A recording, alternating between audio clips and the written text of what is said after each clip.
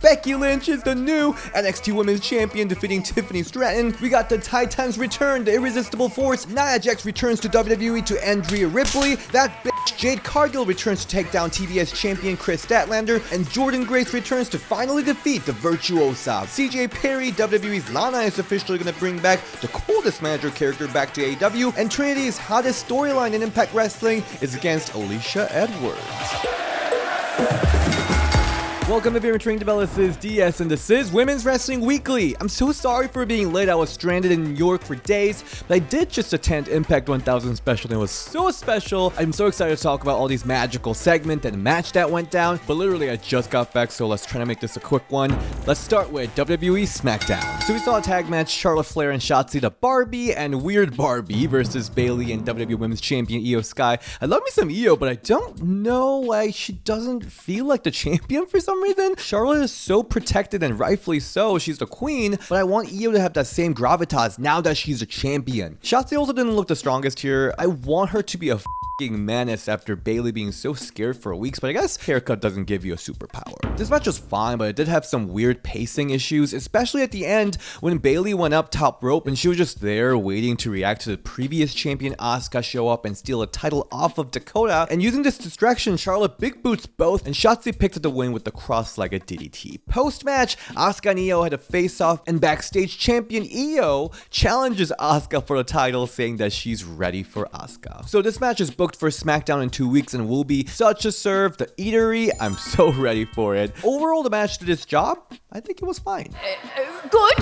Not bad. And this episode is brought to you by Dossier. You know we love me some Dossier here because thanks to Dossier, we are always smelling great. Like this weekend, I've been stranded in New York having the worst travel issues. It was so annoying. I was looking like mess at TSA at 4 a.m. But this security guy checking my bag was like, this is what you use? Nice. Because I smell damn good thanks to Dossier, always keeping me smelling great. And with fall weather arriving, I went back to using woody sandalwood inspired by Lilabo Centol 33. It's this one just perfect for the season, and it's better because I don't need to break my bank getting those designer colognes, as Dossier is all about yes to smelling good, no to overpaying. There is so much price markup in fragrance business. Dossier is all about clean, ethically sourced, long-lasting, high-end perfume within reach. So if you're curious about stepping into a new way of consuming perfumes, Dossier is here for you. Make sure to use the code 10RingTheBell for a discount just for Ring the Bell family at dossier.co. Thank you, Dossier. On WWE Raw, we saw Chelsea Green approach Shayna Baszler, try to recruit her as a new tag team champion as Piper was out of action last week, but Shayna scoffs it off and instead challenged her to a match, and then Piper returns saying that she's cleared, yanks the title off of Chelsea. And this match was a pretty quick one. Shayna picks up the win with Piper's Pit, which she's calling it now Exterminatus? Post-match beatdown, and I guess Zoe now wants thank you Zoe instead of thank you Trish. After their heartfelt respect-sharing moment from last week, Zoe comes out to save Shayna here. Did we really have both Zoe and Shayna escape their famous partner Trish Stratus and Ronda Rousey just to form another tag team? This is a girl.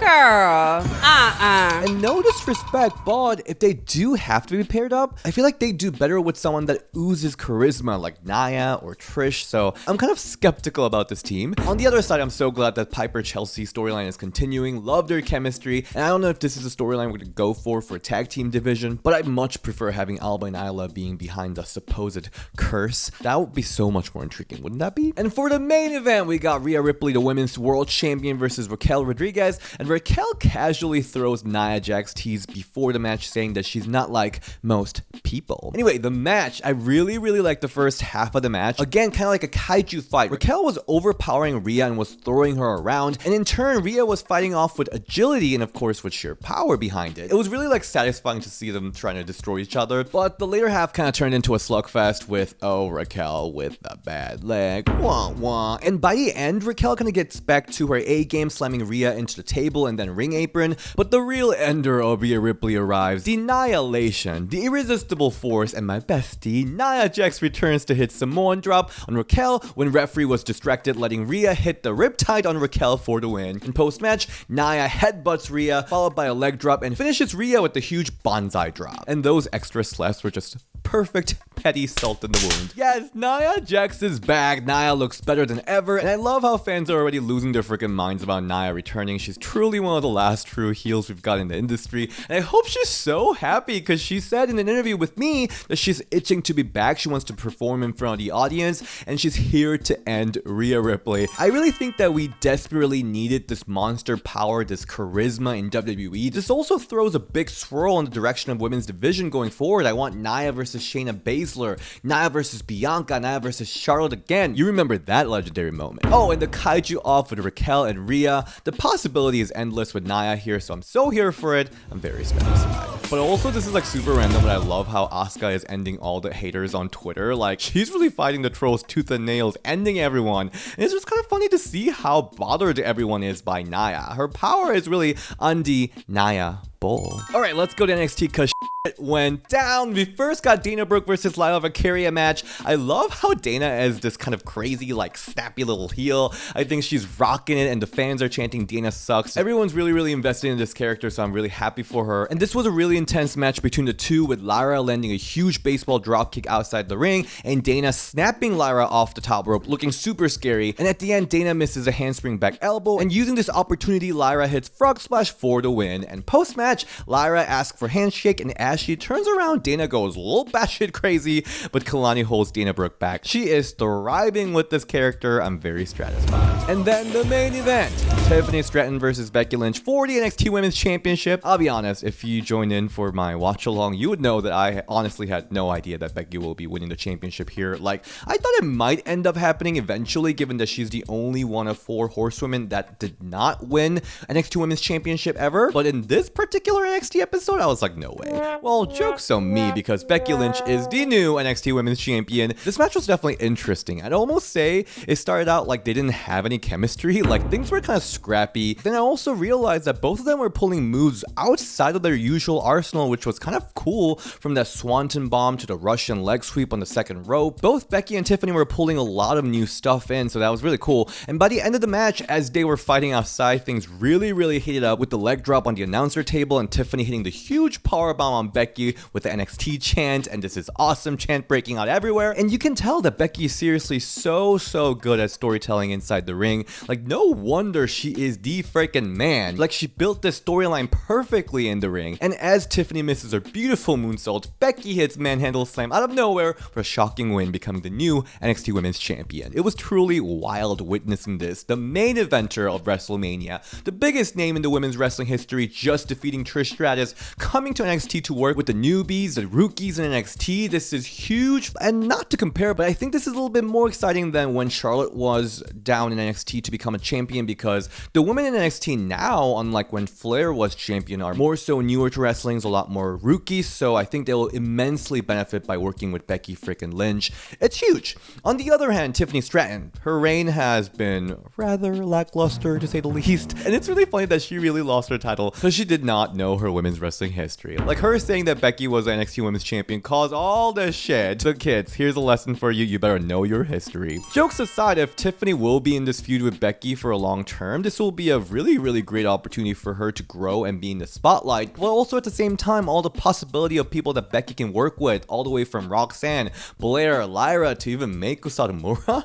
This could be so freaking good. So I'm excited about it. So satisfied. We also got some fun backstage segments. Well, first, Becky got to interact with some of the NXT girlies, like Kiana, who was not happy about Becky being down here. And then Lara was so happy for Becky, but be careful with that one. She got real weird with Rhea. We also saw Thea, Hale, and JC Jane buddying it up as Thea just turned 20. She's a full-grown ass woman, so she turned up for a location sharing with Chase U, and she gets in this like bar brawl, but really a catering room brawl with some rude boys in NXT. And then next week, she's gonna go shopping to get new looks. You know I love me some makeover segments. And backstage, as Roxanne is telling the girlies about how her winning the breakout tournament last year changed her life, Lola, Vice, and Elektra Lopez come in out of nowhere to just randomly pick fights with Roxanne for no reason, saying, "Mama, I don't like this attitude." And the match between Roxanne and Lola is confirmed for next week. This will be a fun one. Let's head to AEW. On Dynamite, we had Chris Statlander versus Emi Sakura for the TBS Championship, and this match was so freaking good. good. I love Emmy so much, and her ass was under fire because she's probably really pissed off about Saraya using We Will Rock You song and All In. By the way, I loved all the shots fired back and forth between the two on Twitter. I mean, I don't think they're gonna have any storyline out of this, knowing how AEW books stuff, but now I kind of want to see a match between them. But anyway, I love Emmy and her anime witch realness, from the laughs to her evil faces she makes, and she comes in here with straight fire, pushing Stat to her limit,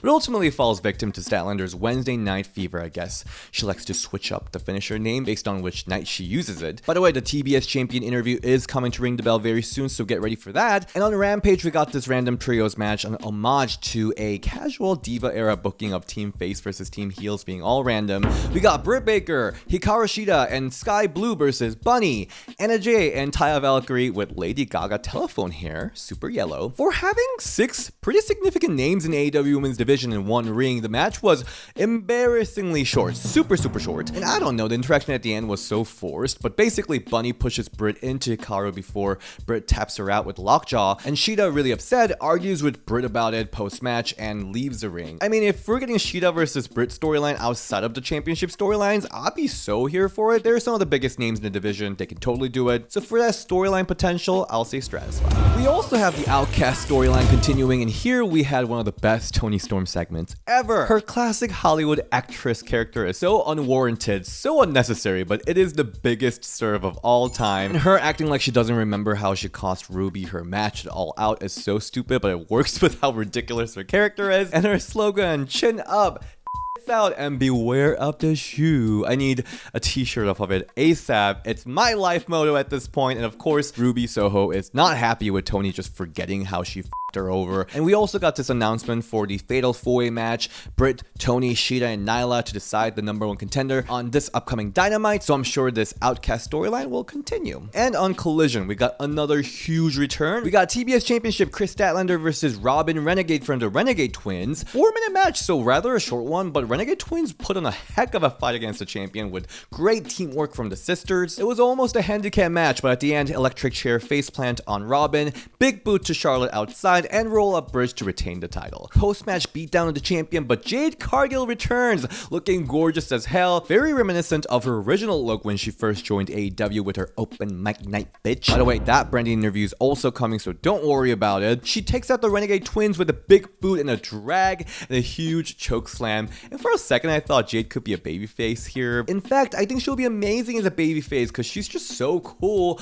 but she is set on taking back that TBS title, and she jaded the heck out of Statlander. I guess Mark Sterling is also back with her. Whatever it takes, we missed you, Jade, and now she doesn't need to be bound by the winning streak. And I'm also ready for the full Jade versus Stat match. I'm very Stratisfied. And we also hear from CJ Perry, formerly known as WWE's Lana, and she cuts a heck of a promo. I got chills listening to her. Her acting skill is really paying off. Take notes, everyone. She talks about how Miro changed when he won the TNT title, and now she returned to help him win it back by becoming the coldest manager in wrestling again. The OG Lana that everyone loved might be coming back, minus the Russian accent. I was actually surprised that people didn't know that Lana's from Florida, and she has no Russian ancestry. You knew about that, right? And on Impact Wrestling, we had Victory Road pay-per-view with 3 massive matches. First with Knockouts Tag Team Championship, MK Ultra versus the Entourage. It was a 9-minute match, and most of the match went to Giselle and Savannah cutting the ring in half and torturing Killer Kelly, building for that Masha hot tag. And when it eventually happened, it was such an explosion. She just exploded in the ring just the way we love her, and she hits the spinning heel kick and a snowplow for the win in 9 minutes. I really like these two teams freshen up the whole tag division after seeing the same team over and over for years now, and the match was total fire.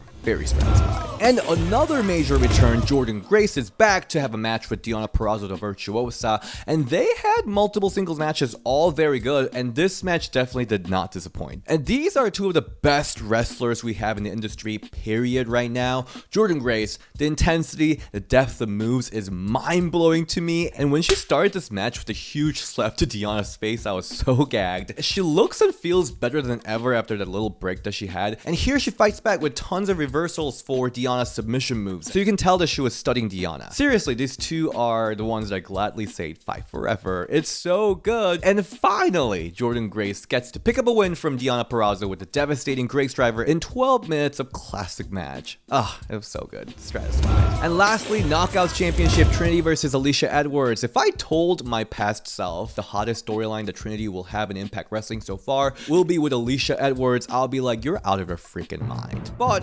here we are, that contract signing segment with champagne thrown to Trinity's eyes, to her going through a table by Eddie Edwards, was one of the wildest segments that Trinity had in her career. And this match was so fun. The crowd was so hot. They started out the match throwing the glow sticks at Edwards, and more importantly, Trinity and Alicia looked really comfortable working with each other. Halfway through this match, Trinity accidentally kicks the heck out of the referee, letting Eddie come in to manhandle Trin, which lets the original Knockout Tracy Brooks and Frankie Kazarian to come help Trinity, letting her dive from the top rope through the table on Eddie. Well, unfortunately, table did not break, but it was still cool. Then Lish hits Trin with the kendo stick for a really near fall, having the audience edge of the seat, but ultimately Trin hits Scorpion Kick and the full Nelson Bomb on Lish for the win. See, I'm not gonna say this is like the most technical match or anything, but this match was super fun. It was probably one of the most fun Trinity matches so far. Like, I think because it was less about her having to prove her wrestling skills outside of WWE, but she just got to have fun with the Edwards, with the crowd so invested and hot. I really like this match, and I'm so proud of Lish. This is probably the biggest match and program of her career, and she made the best out of it. I don't know if this is like known publicly, but multiple knockouts have told me that she's like a glue of knockouts backstage. So I think literally everyone is so happy that she finally got to have this moment, and I'm so happy for Trinity for finally having that fire storyline. So stressful.